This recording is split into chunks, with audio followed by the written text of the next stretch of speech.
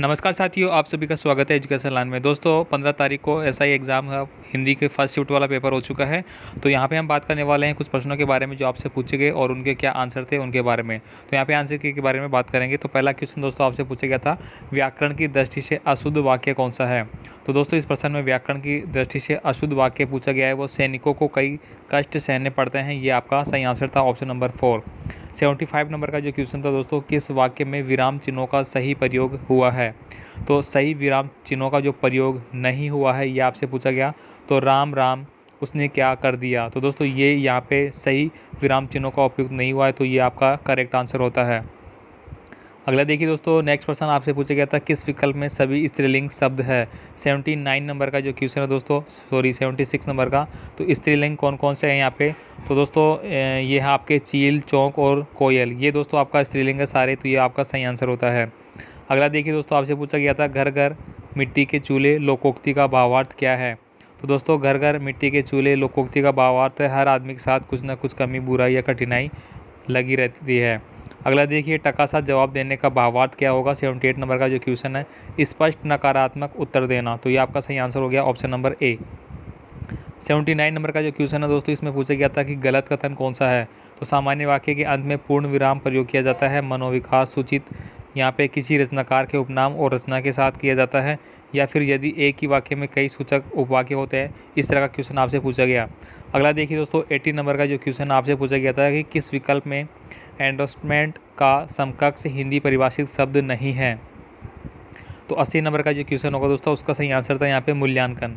ठीक है। अगला देखिए, किस विकल्प में दिए गए परिभाषित शब्द का समकक्ष हिंदी परिभाषित शब्द नहीं है। यानी हिंदी परिभाषित शब्द उसका नहीं है। एक्सीलेशन का त्वरण होता है, ये बिल्कुल सही है। और डाइवर्जन यानी विषयांतर अलग करना। ऑब्जेक्टिव यानी पूरा पुस्तक होता ही है, लेकिन यहाँ पे एक्सेस का आधिक्य नहीं होता है। तो आपका ऑप्शन नंबर 2 करेक्ट आंसर है। अगला देखिए, किस विकल्प में उल्लिखित अंग्रेजी परिभाषित शब्द का समकक्ष हिंदी परिभाषित नहीं है। तो दोस्तों इस यहाँ पे अश्लील जो दे रखा आपका ऑप्शंस, तो ये आपका गलत होगा यहाँ पे। तो ये प्रश्न सही है आपका 82 में। अगला देखिए दोस्तों, पीला शब्द का हिंदी परिभाषित शब्द नहीं है, ये आपसे पूछा था। तर्क, अभिवाचन, सुसंगत कथन या दलील। तो दोस्तों इसका सही आंसर ऑप्शन नंबर 3 सुसंगत दलील, सॉरी कथन। बीजारोपण करना का भावार्थ है। तो दोस्तों ये कल भी पूछा गया था प्रश्न, और इसका आंसर है दोस्तों आरंभ करना, ऑप्शन नंबर 3 आपका करेक्ट आंसर है। अगला देखिए दोस्तों, 85 नंबर का जो क्वेश्चन है, किस विकल्प में अंग्रेजी परिभाषित शब्द का समकक्ष हिंदी परिभाषित शब्द सही है। तो दोस्तों जो आपको सही पूछा है वो हो गया आपका एराटा यानी अशुद्धि, ये आपका बिल्कुल सही है सवाल में। अगला देखिए दोस्तों, किस विकल्प में एक्सेप्शनल शब्द का समकक्ष हिंदी परिभाषित शब्द सही नहीं है। तो दोस्तों इसका जो सही आंसर होगा दोस्तों वो होगा स्वीकारात्मक। ठीक है, ऑप्शन नंबर 2 आपका यहाँ पे सही आंसर होगा स्वीकारात्मक, ये आपका बिल्कुल करेक्ट आंसर है। अगला देखिए दोस्तों, यहाँ पे प्रोमिसरी नोट के समकक्ष हिंदी परिभाषित शब्द होगा।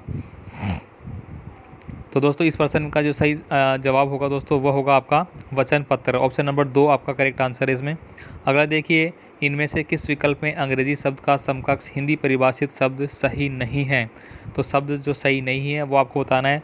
तो 88 नंबर का जो क्वेश्चन है दोस्तों, उसका सही आंसर यहाँ पे इंजेक्शन कार्यादेश, ये बिल्कुल गलत आंसर दोस्तों आपका यहाँ पे।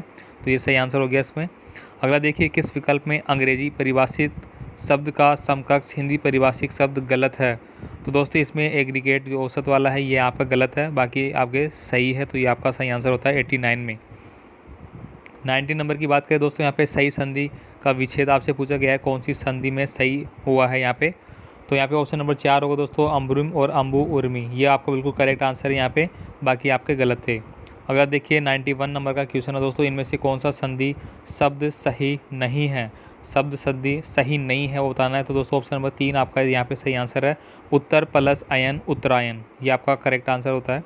अगला देखिए, इनमें से कौन सा संधि शब्द सही है। तो सही शब्द वाला बताना है 92 में। तो इसमें दोस्तों आपका सही संधि वाला कौन सा, ये आपको बताना है। 4 ऑप्शन आपके दे रखे हैं। तो इस प्रश्न का सही आंसर है दोस्तों ऑप्शन नंबर 2 सत प्लस नारी, ये आपका करेक्ट आंसर होगा सही शब्द यहाँ पे जो पूछा गया था। अगला देखिए दोस्तों, इनमें से किस शब्द में ईएल प्रत्यय नहीं है। तो दोस्तों नारियल जो शब्द है उसमें ईएल प्रत्यय नहीं लगा, तो ये आपका करेक्ट आंसर है, बाकी इनमें लगे हुए हैं। किस शब्द में आउट प्रत्यय नहीं है। तो आवट प्रत्यय से नहीं बना शब्द आपको बताना है। तो दोस्तों महावट जो शब्द है उसमें आवट प्रत्यय नहीं है। दोस्तों आपको कभी ऐसे प्रत्यय और उपसर्ग अलग करना हो तो मूल शब्द आप अलग कर सकते हैं। जैसे मिलावट में हो गया, यहाँ पे मिलावट में जैसे मिलाना हो गया, ठीक है। और सजावट में दोस्तों आ गया सज, सजना, ठीक है। मूल शब्द बनावट में दोस्तों बनना हो गया। लेकिन महावट में अगर महा, तो यहाँ पे कुछ बन नहीं रहा महा, इसलिए इस तरह से आप अलग कर सकते हैं। उच्छिष्ट शब्द का संधि विच्छेद क्या होगा? तो दोस्तों इस शब्द का जो सही संधि विच्छेद होगा दोस्तों वह उत प्लस शिष्ट होगा, यानी हलंत वाला जो उत है वो आपका करेक्ट आंसर है। तो दोस्तों आपसे रिक्वेस्ट होगी, आप चैनल पे नए हैं तो प्लीज़ चैनल को सब्सक्राइब करें और बेल आइकन दबा के रखें ताकि अगले वीडियो का नोटिफिकेशन भी आपको मिल जाएगा। यहाँ पे देखिए दोस्तों 96 नंबर का क्वेश्चन है, किस शब्द में केवल एक उपसर्ग जुड़ा हुआ है? कौन सा शब्द ऐसा है जिसमें एक ही उपसर्ग जुड़ा हुआ है? तो ऐसा है दोस्तों आपका अभिभावक।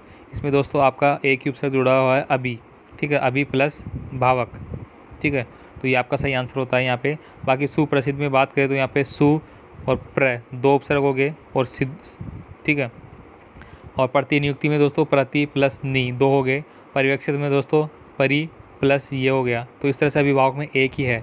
अगला देखिए निम्नलिखित में से उपसर्ग रहित शब्द कौन सा है, ये आपको बताना है जिसमें उपसर्ग नहीं लगा हुआ है। तो दोस्तों यहाँ पे अद्यतन जो शब्द ऑप्शन नंबर बी आपका, इसमें कोई भी उपसर्ग नहीं यूज हुआ है, तो ये आपका सही आंसर है। अगला देखिए 98 नंबर का जो क्वेश्चन है दोस्तों, इनमें से किस विकल्प में गलत संधि है?